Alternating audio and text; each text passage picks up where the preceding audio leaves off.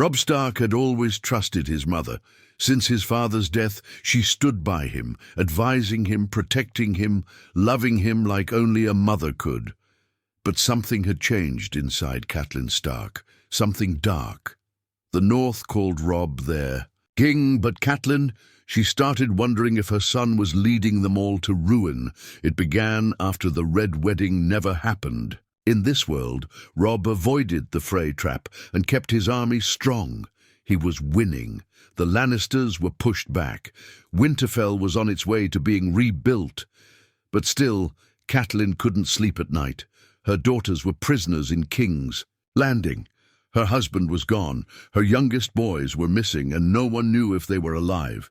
She looked at her son, a boy trying to be a man, commanding lords and soldiers. He made mistakes. He let love guide him. He married a girl from Volantis, not the Frey girl. It made enemies.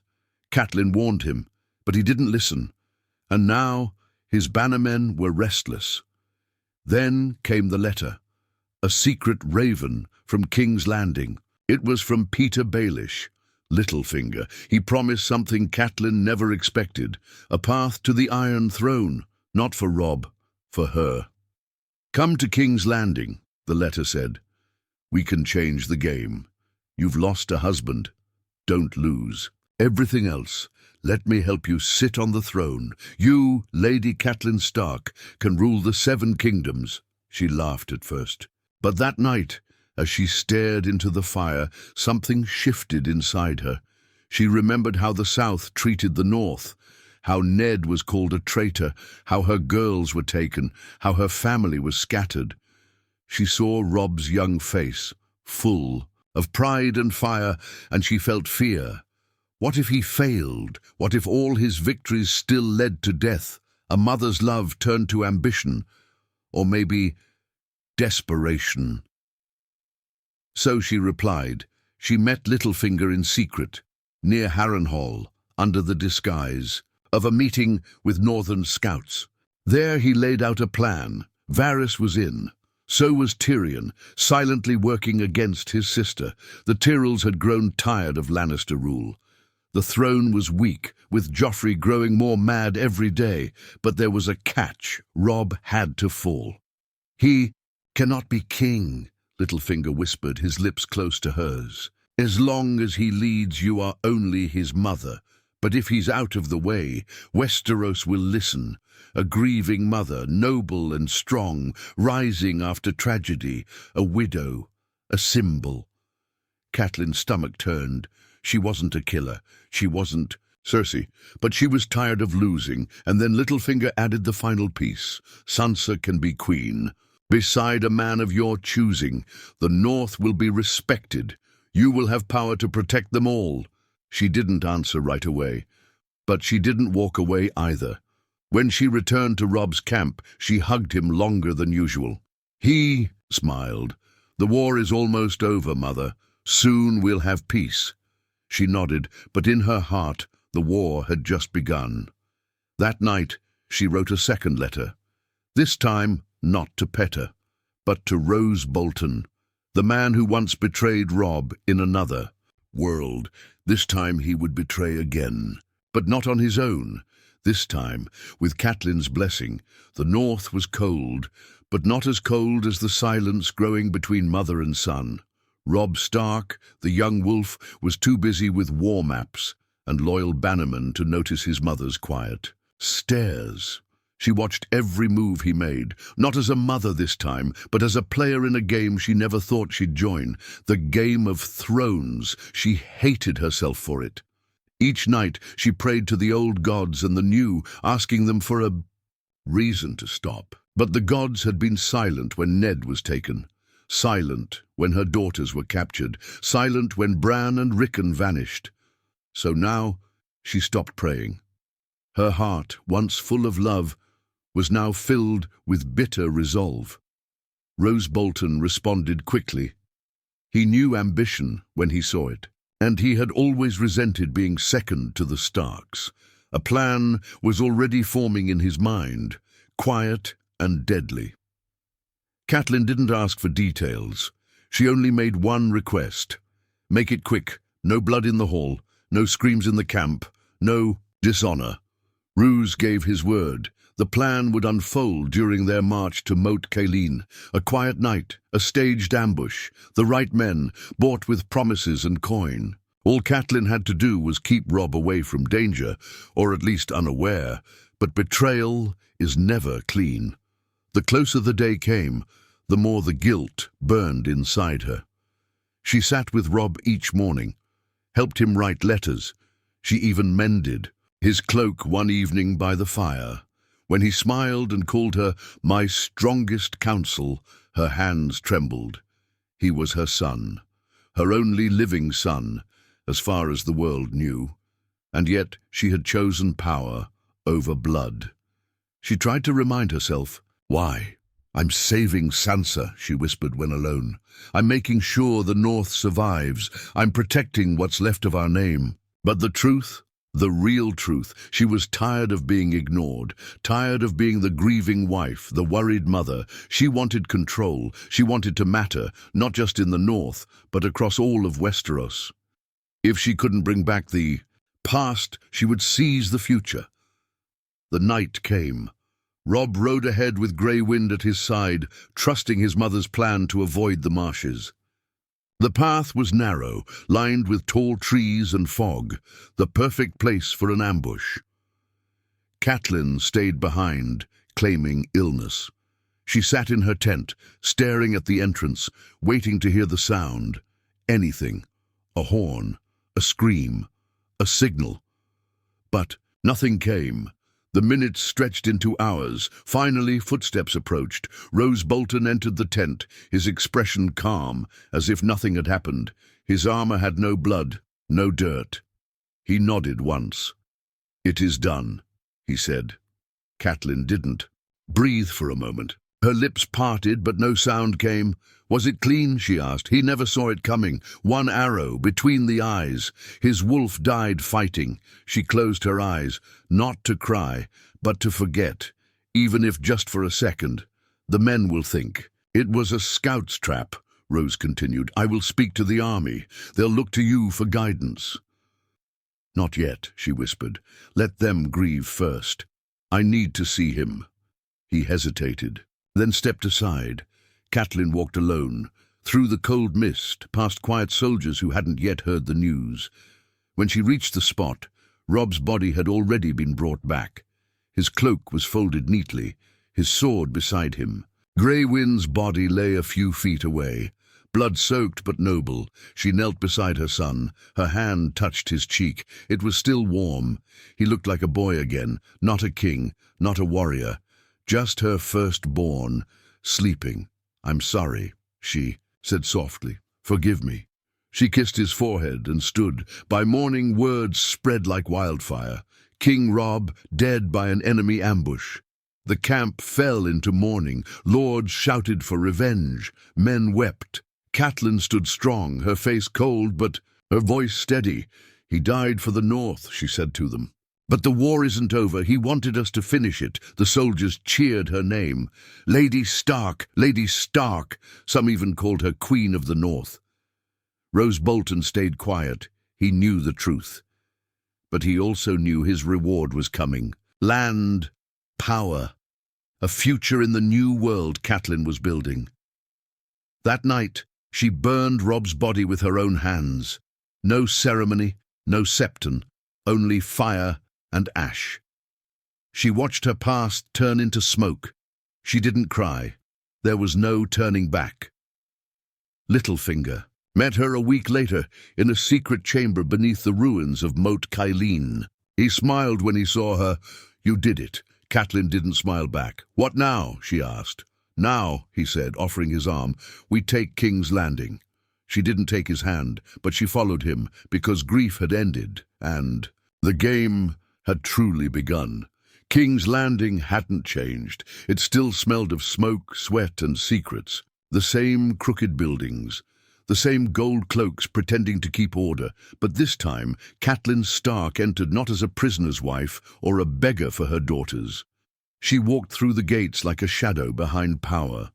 Her presence was quiet, but her eyes held weight. She wasn't a lady anymore. She was something else. Littlefinger welcomed her in the darkness of the Red Keep's hidden halls. No grand room, no council, just 2 candles and a narrow table. "Too many ears in daylight," he whispered. "Even shadows have spies." Catelyn didn't care about the politics, not yet. "Where's Sansa?" He paused. "She's still with the Lannisters, kept close like a pet, but the Queen Regent is losing control. Joffrey's temper is getting worse. The Tyrells are watching closely. Margaery has him twisted around her finger, and Cersei knows it." Catelyn clenched her hands. Her daughter, so close, yet still out of reach.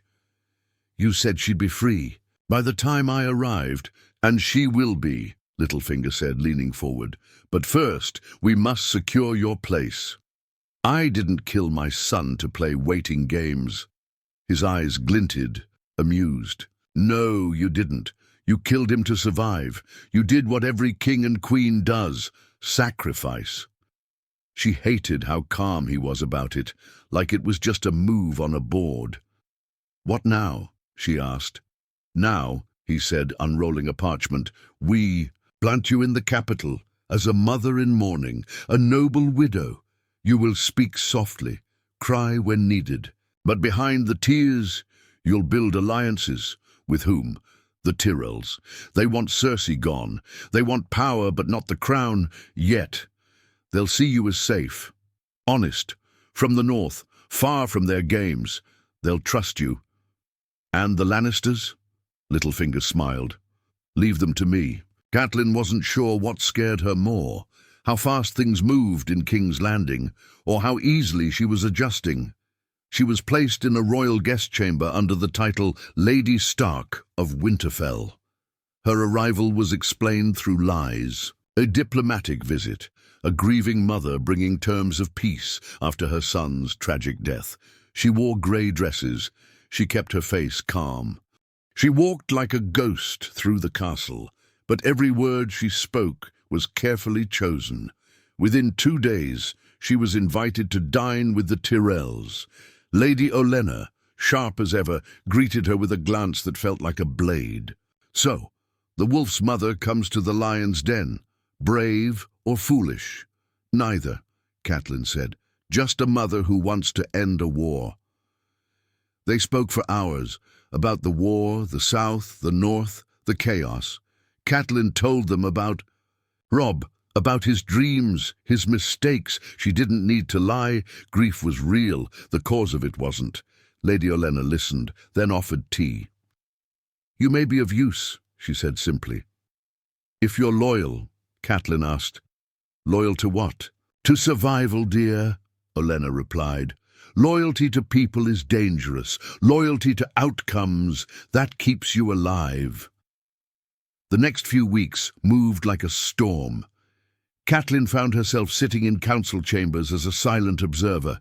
Lords whispered to her in hallways. Tyrell cousins offered support.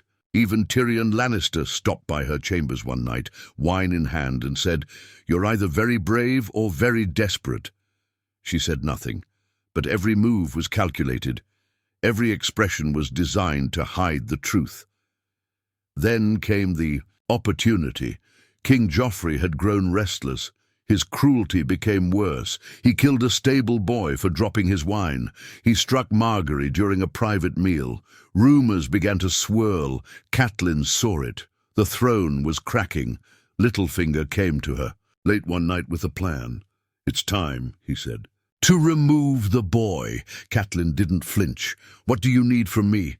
"A public display," he said. "A speech, a message to the realm. One that honors your son and calls for unity. We'll do the rest." That week, a feast was arranged. In Robb's memory, lords gathered from across the Reach, the Crown Lands, even some from the Riverlands. Catelyn stood before them in black, her voice steady, her grief controlled. "My son fought for honor," she said, "for peace. He died because war makes no room for boys. He died because we let hate grow larger than reason." She paused, letting her eyes drift across the crowd. "I do not seek revenge. I seek change. My house will not burn the realm for pride. I offer my counsel to any who wish to build something better for all of Westeros." People applauded. Margaery Tyrell wept. Even Grand Maester Pycelle nodded in respect. But that night, King Joffrey choked on wine. Some said it was poison, others said divine punishment, but by morning he was dead, and with him the Lannisters began to fall. Catelyn sat in her chambers, holding Sansa's hand. Littlefinger had finally made the trade. A secret ship had brought her from the Vale. Sansa looked thinner, sadder, but alive. "Mother," she whispered, "you look different." "I am," Catelyn said. "We both are." The game wasn't over. The throne was still out of reach. But now the path was clear, and Lady Catelyn Stark was no longer a pawn. She was becoming a queen. King Joffrey was dead, and with him, the last thread of control Cersei Lannister had over the realm snapped. The Red Keep became a pit of quiet chaos. Servants whispered behind closed doors. Tywin Lannister didn't show his face for 2 days. The Tyrells began moving their pieces, offering kindness publicly, but quietly sharpening their blades. And in the middle of it all, Catelyn Stark stood taller than anyone expected. She had delivered a eulogy that made the realm weep. She had held her head high next to Lady Olenna. She had even been seen comforting Margaery in the gardens, her arm gently wrapped around the girl's shoulder. People began calling her the Mourning Wolf, a symbol of grace, loss, and strength, but Catelyn didn't care for titles. What she cared about was Sansa. Her daughter sat quietly in the chambers now, eyes heavy from too many years pretending to. "Smile. You're safe now," Catelyn whispered, brushing Sansa's hair. "I don't feel safe." "You will. Soon." Sansa looked at her mother, studying her face. "You've changed." Catelyn didn't answer. There was no use pretending. That night Littlefinger returned, pleased with the chaos he helped spark. "Joffrey's death has left a gap," he said, sipping wine like it was nothing. "A boy king isn't what Westeros needs now. They need a mother, a woman who knows pain, a voice of reason in the storm. And who do you suggest for that role?" Catelyn asked, even though she already knew. He leaned in closer, a smirk on his lips. "Who better than the mother of the fallen wolf, the widow of the North? You have sympathy. You have the Tyrells. You have a Lannister in your debt. You're becoming more powerful than you realize. But I don't sit on a throne. Not yet," he whispered. Catelyn knew it was coming. The final play. The throne wasn't just an idea anymore. It was a real path, a bloody one, but real. She met with Tyrion Lannister days later in a quiet corner of the Tower of the Hand. He had lost his nephew and gained a mess. He wasn't grieving. He was calculating. "You always struck me as the quiet type," Tyrion said. "Now I hear your name in every hall." Catelyn stayed silent. "You're not here for tea," he said. "So, tell me what you want." "I want a future for my daughter, for the North, for peace. And what are you willing to give in return?" "Stability, support, secrets." That caught his attention. "What kind of secrets?" Catelyn gave him one. "Tywin's gold is running thin. The mines of Casterly Rock are drying. The Iron Bank will come knocking soon." Tyrion's smile faded. "How? Do you know that? I have eyes where you don't." He leaned back, watching her like a man studying a storm. "You're not the same woman I met in that inn." "No," she said. "That woman believed honor still mattered." Tyrion laughed, bitterly. "Well, welcome to King's Landing." With Tyrion quietly backing her, and the Tyrells holding the streets, Catelyn's name began to move through the city like wind through leaves. Some wanted her to guide Tommen, the new boy king. Others whispered of a regency, a crown, a full shift in power. But not everyone welcomed her rise. Cersei Lannister was not stupid. She had seen women like Catelyn before, quiet, grieving, and deadly. One night, she visited Catelyn's chambers uninvited, dressed in black, lips thin, eyes full of fire. I know what you're doing, Cersei said. Catelyn didn't move. Then stop me. You think the realm will kneel to a wolf in a dress? You're not a queen. You're a shadow in borrowed halls. No, Catelyn said. I'm a mother who lost everything, and I'm still here. That's more than can be said for you. Cersei moved like she might strike her, but stopped. You think you've won something? She spat. This city will eat you alive. Catelyn leaned closer. I've already been eaten, Cersei. Now I bite back. The Queen Regent left with shaking hands, but the threat was real. By morning, Sansa was nearly poisoned. It was quick, nearly missed. A small cut on a lemon cake, a foreign leaf crushed into the icing. But a sharp-eyed maid spotted it. The woman was loyal to Catelyn, placed there quietly by Littlefinger. Sansa was safe. But now, the war was no longer cold. The game had become lethal. Catelyn called a meeting that night. Only key allies. Tyrion, Margaery, Littlefinger, Roose Bolton, who had slithered into the city in disguise. Cersei won't stop, Catelyn said. She'll kill my daughter. She'll kill me. So what do you propose? Tyrion asked. We end it. End what? The Lannisters, even Littlefinger, raised a brow. You want to erase them? They erased my family, Catelyn said. My husband, my son. My daughters were prisoners. My home burned. I bent, I swallowed my pride, I played your game. But now I want it finished. No one argued. Because power listens to pain. Plans were made, quiet ones, sharp ones. The North was already moving. Rouse would ensure Winterfell. Return to Stark control. The Vale could be bought. The Riverlands could be won with promises. The Iron Bank would support any side that looked like it would win. All that remained was the final stroke. The one that would make Catelyn Stark not just a player, not just a symbol, but a ruler. And for the first time in her life, she was ready. Not for revenge, but for victory. The rain poured on King's Landing the night the first Lannister fell. Not a soldier, not a lord, but Keevan, Tywin's brother, loyal, disciplined, predictable. He was returning from a council session when his carriage overturned near Flea Bottom, sabotaged, a blade in the dark, his throat cut cleanly. By morning, the capital was on edge. The Lannisters called it banditry. Catelyn Stark said nothing. She simply wore black again and visited the Great Sept, lit a candle, whispered a prayer. The people noticed. The Wolf Lady, they said, always mourning, always watching. That was how she wanted it. A storm, wrapped in silk. She stood on a balcony overlooking the city as Littlefinger joined her. His boots were quiet on the stone. He looked pleased. That always made her nervous. You've shaken the lion's den, he said. I didn't touch a single whisker. You didn't have to. They both knew this dance too well now. Littlefinger pulled. Strings. She moved the pieces. But lately, she wondered who was using whom. Cersei will retaliate, he added. She already tried. My daughter nearly died. And yet, the realm thinks you're the victim. He smiled. You've won their hearts, Catelyn. Soon you'll have their loyalty. After that, crowns come easy. Don't speak of crowns yet, she said. But inside she already saw it, not gold, not rubies, but something heavier, power built from loss.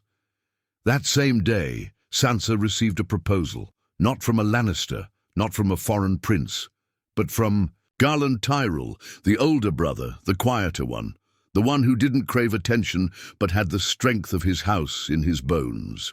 Olenna herself sent the offer. It was a signal. The Tyrells were choosing sides. Catelyn summoned Sansa to her chamber. The girl had grown colder, sharper, no longer soft-spoken or naive. "Do you trust him?" Catelyn asked. "I trust no one," Sansa replied. "Good. That means you're learning." Sansa stared at the proposal, fingers tracing the wax seal. "If I do this, I become their pawn." "No," Catelyn said. "You become their mirror. Let them think you're theirs. Then take what you need." Sansa looked up, eyes clear. "Is "That what you did, mother?" Catelyn didn't answer, but the silence was enough. The wedding was agreed upon, quietly, no banners, no trumpets, a union of houses in the name of peace. That was the message, but beneath the vows, swords were being sharpened. In the north, Roose Bolton secured Winterfell without shedding blood. He claimed to do so in Robb's memory, delivering speeches that echoed Catelyn's own grief. The truth. He killed the remaining Ironborn in secret, burned the bodies, and raised the Stark banners again. To the realm, it looked like the north had healed. To Catelyn, it looked like a throne with wolves at its feet. Tyrion remained an unpredictable ally. He rarely left the Tower of the Hand now, often surrounded by scrolls, ravens, and wine. Catelyn visited him only once more, on the night before the final blow. "I assume you're not here for small talk," Tyrion said, pouring her a drink. "Or maybe you just enjoy my company. I'm here to warn you." "Oh, about what?" "Tywin won't survive this week. The wine froze in his cup. You're telling me this. Why? Because I don't want you to die with him." Tyrion sat still. His expression was unreadable for once. "He's my father," he said finally. "He's your captor. You think killing him will win you the crown?" "No," Catelyn said. "I already won that when your city let me in." She stood and left without another word. By dawn, Tywin Lannister was dead, not by blade, but by poison in his wine. A slow one that made him weep blood before it killed him. Rumor said he died cursing the gods. Others said he whispered, "Not her," as his last breath left him. The city broke apart like old stone. Cersei screamed at the walls, locked herself. In her chambers, Tommen wept, but was too young to understand. The High Septon declared it judgment from the gods. Catelyn said nothing. She only walked through the halls with Sansa by her side, wearing her son's direwolf cloak over her shoulders. The next day the small council met. Tywin gone, Cersei absent. The Tyrells present in full, and Catelyn Stark was offered the seat at the head of the table, not queen, not yet, but regent, until the realm found peace. She accepted, with one condition: my daughter will rule beside me. There was silence, then nods, and just like that, the North and South were one, under the Stark name. Outside, the bells rang. Inside, Catelyn sat on a chair carved of cold blackwood, draped in wolf pelts. She had killed her son. She had buried her husband. She had traded love for strategy. But now she was queen in all but name, and Westeros would never be the same. King's Landing never truly sleeps. Even under moonlight, the Red Keep hummed with whispers. Every torch flickered like a watching eye. Every servant, every knight, every noble moved like a piece on a board someone else was controlling. At the center of it all sat Catelyn Stark, not on the Iron Throne. That still belonged to a boy too young to understand the danger of holding power. But Catelyn, she sat in a chair just behind it, guiding him, speaking for him, ruling in all but title. The crown didn't sit on her head, but the realm already bowed. Her face hung in the streets on painted banners. The Wolf Regent, they called her. Some whispered reverently, others with fear. No one truly knew how she got this far, only that those who stood in her way were either silent or buried. Even Littlefinger had begun to keep his distance. He visited less, spoke carefully. His usual slyness had dulled. Catelyn knew why, and she had surpassed him. He'd built the chaos, yes, but she had mastered it. Now he was just another tool in her chest. "You're winning faster than I expected," he said. One evening, offering her wine. "I'm not playing anymore," she replied. "I'm building." But something dark stirred beneath her voice now, something that hadn't been there before Robb died. Littlefinger tilted his head. "And what are you building?" "A kingdom without liars." He chuckled softly. "Then it will be a quiet kingdom indeed. She didn't laugh, just looked through the window toward the sea. Good, but power is a ghost with sharp teeth. It never lets you hold it without bleeding. Catelyn's rule, though efficient, became colder by the day. Decisions once debated in council now came stamped with her seal. Taxes were redirected north to rebuild Winterfell. Grain was rationed differently, favoring Riverland's towns. Sellswords were hired for additional peacekeeping. And in secret, former Lannister loyalists vanished without trial. Sansa watched her mother change. She said nothing. Not yet. Her marriage to Garland Tyrell was public and beautiful. Soft, music, white roses, a gown stitched with northern fur. But inside the Stark girl, something was unraveling. Not because of fear, but because of understanding. She knew now what it cost to wear the mask. Late one night, as the wind howled against the keep, Sansa sat across from her mother, both cloaked in silence. "You've done everything they said a woman couldn't," Sansa said softly. "You rule without a crown, command without a sword." Catelyn didn't look up. "I did what I had to." "I know," Sansa whispered. "I just wonder what's left of you now." Catelyn's hands stilled. She stared at the parchment in front of her, an order for the execution of 2 former Frey captains who'd been captured in disguise. "Do you think I'm cruel?" she asked. "I think you were a mother," Sansa said. "Now you're something else." That night Catelyn couldn't sleep. She walked alone through the great hall, her feet echoing against stone. Her steps took her to the Iron Throne, the one she had never touched. It sat empty, ugly, sharp, forged by fire, kept by blood. She reached out, then pulled her hand back. She didn't need it, but she wanted it. Deep down, in the part of her that no longer mourned, she wanted it more than anything. A noise broke the silence, a cloak shifting. Arya. She stepped out of the shadows like a ghost, older, thinner, her eyes darker than memory. She wore no dress, no jewels, just leather. And silence. Catelyn froze. "Arya." The girl didn't run to her. She didn't cry, she just stared. "You burned his body," Arya said. Catelyn stepped closer. "You're alive." "Robb," Arya interrupted, voice low. "You burned your own son." Pain ripped through Catelyn's chest. "How did you—" "I've seen worse things than betrayal," Arya said, "but never from home." Catelyn reached out, trembling. "You don't understand." "I understand everything." And just like that, she turned and disappeared. No embrace, no warmth, just judgment. That night, Catelyn sat alone. She didn't eat, didn't speak. She stared into the fire until her eyes stung. She had gained the realm and lost her soul. By the end of that month, peace had returned to Westeros. The Riverlands bowed. The Vale supported her through marriage ties. Dorne stayed quiet, uninterested in further bloodshed. The Iron Bank began backing her projects. Even the Night's Watch received funds from the Crown again. The Wolf Queen, that's what they called her now, even if no coronation had happened.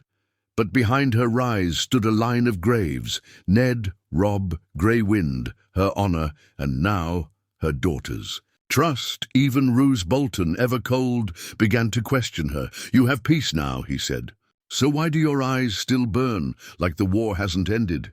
"Because peace," Catelyn said, "was never the goal." "Then what is?" "Control." Rose said nothing, but he too would not last long. Years later, songs would be sung of the woman who turned tragedy into power. They'd say she tamed the throne without bloodshed, a lie. They'd say she ruled fairly, another lie. They'd say she died beloved, the greatest lie of all.